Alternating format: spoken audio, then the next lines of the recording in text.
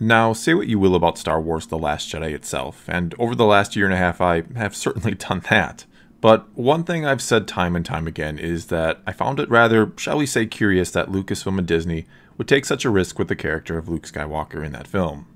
After all, he's probably the second most marketable or profitable character in the whole franchise, behind only Darth Vader, I'd imagine, and Lucasfilm was bold enough, or stupid enough depending on your point of view, to let Rian Johnson drastically change him from what a vast majority of the fans really expected him to be, and from what he was in the old expanded universe now called Legends. This change was then one of the reasons, but certainly not the only one, that a lot of fans really didn't like the movie, and why many of them have little interest left in Star Wars these days.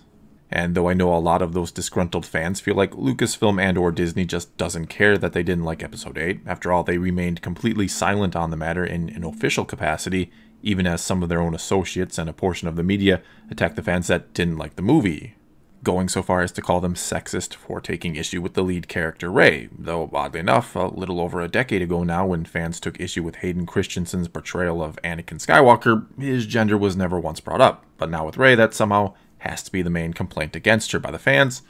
Kinda strange how that works.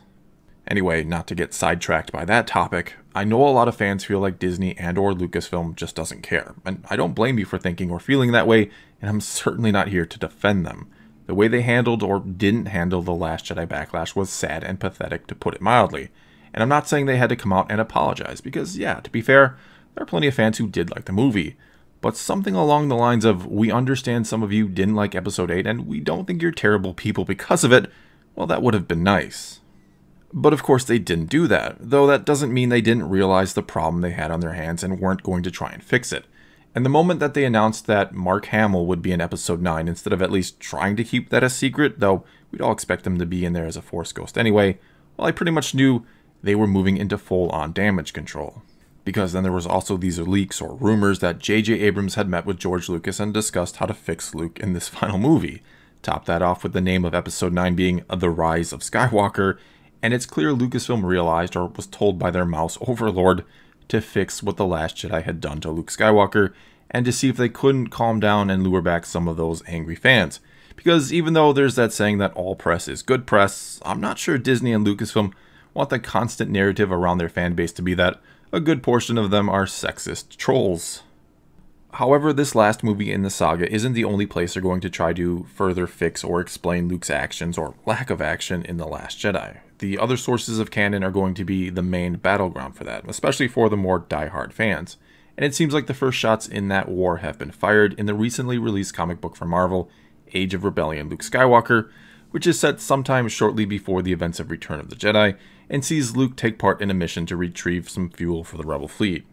Which on its own is an okay story, I guess, and at first things go well on the mission and Luke easily hacks apart some Imperial security droids and they get the fuel and they're ready to get away with it. However, mixed into all this we get an exchange between Darth Vader and Emperor Palpatine, where the Emperor is angry that his apprentice is failing to find Luke, and decides to take matters into his own hands and reaches out with his mind to try and find him. And he of course does while Luke is on this mission. Luke then gets a bad feeling and urges them to all jump to hyperspace as soon as they can, but before they do, a Star Destroyer shows up and starts to take out the rebels. Palpatine then feels Luke's fear, anger, frustration, and so on, as well as his guilt, that everything could have been prevented if they'd only just listened to him and jumped away when he said.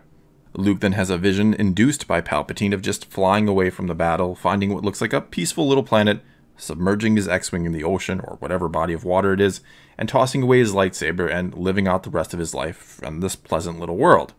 But at the last second, Luke snaps out of it and helps save the day, and Palpatine curses that he was this close to essentially defeating or getting rid of Skywalker.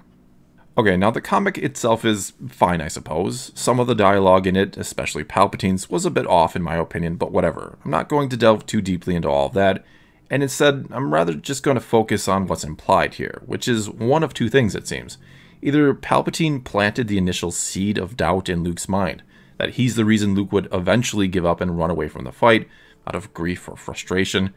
or since we know Palpatine's coming back in Episode 9, or was never really gone in the first place possibly, it could be that Palpatine had been playing with Luke's mind the whole time, and now only after Luke's gone is he going to re-emerge, as we'll see in Episode 9.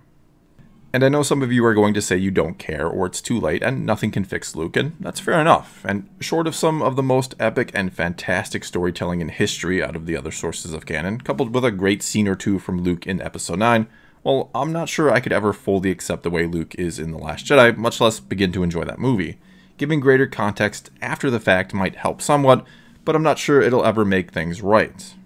And the problem with this idea here, if it's even right, is that if Palpatine is somehow influencing Luke the whole time, it means Anakin, in a sense, failed his son, which is just terrible storytelling in my opinion, because at least it used to be that Anakin gave his life to stop Palpatine to save his son and bring balance to the Force. But now it would be that Anakin gave his life to temporarily, at best, stop Palpatine and bring balance, but then Palps went on to mentally torture Luke, causing him to give up and undoing the balance of the Force anyway. And it just seems like the more little clues or tidbits that we get about what Episode 9 might be, the more I realize that, yeah, they're going to try and fix Luke, but it'll likely come at the price of just completely undoing Anakin's sacrifice in the end, which I suppose has already pretty much been completely undone. And all they're really doing with the sequel trilogy is, as Palpatine once said, paying the price for their lack of vision. Their inability to recognize that the first 6 movies in the Star Wars saga were a complete story is biting them in the ass. Undoing any aspect of it to retell it in a similar fashion was a fool's errand that offered virtually no chance of enhancing the previous 2 trilogies, but only tarnishing and undoing them. And as I've said so many times before that you're likely sick of me saying it, some type of new external threat to the re-established Jedi Order and New Republic was the way to go, something that almost defeats the both of them, but that they eventually overcome to prove they will now stand the test of time. The sequel trilogy should have been about reaffirming victories of the past, not about tearing down old heroes, bringing back defeated villains, and again having a backdrop that's little more than rebellion versus empire all over again. Well, that's all I've got for you this time, but before I let you go, I'll leave you with this question. Is there anything either in the upcoming Episode 9 or the other sources of canon that can quote-unquote fix Luke Skywalker for you? Or are you completely fine with the version we get in Episode 8, and you think any attempt to fix him will just ruin that story? Either way, tell me what you think in the comments below, and let's talk some Star Wars. And until next time, thanks for watching.